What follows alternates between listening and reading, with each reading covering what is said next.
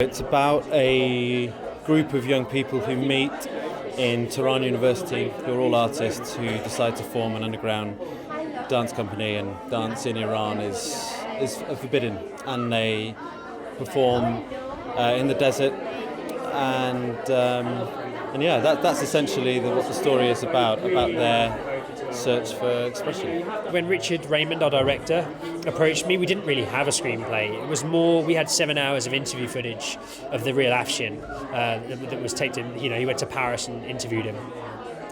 And it was that inspired me, because I sat there and watched them and was just blown away by how this guy who looked like me and was a similar age could have just because he was born somewhere else, could have had such a vastly different kind of existence. The fact that I was allowed to go out and dance in the street or go to a performing arts school or do what I wanted, and he couldn't, kind of really got my brain moving and really inspired me to be honest, I didn't realise that could be the case in the 21st century, I just didn't, in my own ignorance. So I felt that I wanted my friends and my family to realise that this was still very real for a lot of young people in Iran and other places around the world. We had 2 months dance training, and so we just sweated blood, sweat and tears in the dance room. And I've never had such a bonding experience with people before. It was wonderful, and it's an independent film. It's not luxury. We were in Casablanca. It wasn't easy, and there's no money, and it was everyone had to muck in, and it's a wonderful thing to do an independent film like that, because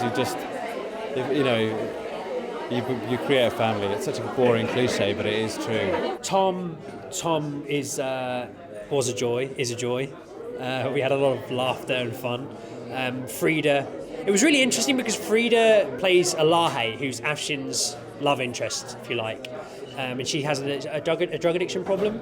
So, not to say that we were method, but the process of the dance rehearsal, these characters in real life actually went through themselves, and as actors we knew that. So going into dance rehearsals, I think it's fair to say we sort of adopted the characters a little bit as we went into the process of familiarising ourselves with them. So it was sort of Afshin and Alahe in the dance studio, which was kind of odd. So the dynamic between Frida and I was also always great. She was so dedicated and focused, but there was always this underlying kind of useful tension, atmospheric tension, where Afshin was this naive guy who just wanted to move, and Alahe was this tortured soul who had other stuff going on that Afshin was just unaware of entirely. So our working relationship was multi-layered and really interesting. By the time we got to the desert to actually do the dancing, we'd been shooting in Morocco, in Casablanca, for about 3 weeks, and we were tired, and Reece and I both got intestinal infections and weren't very well.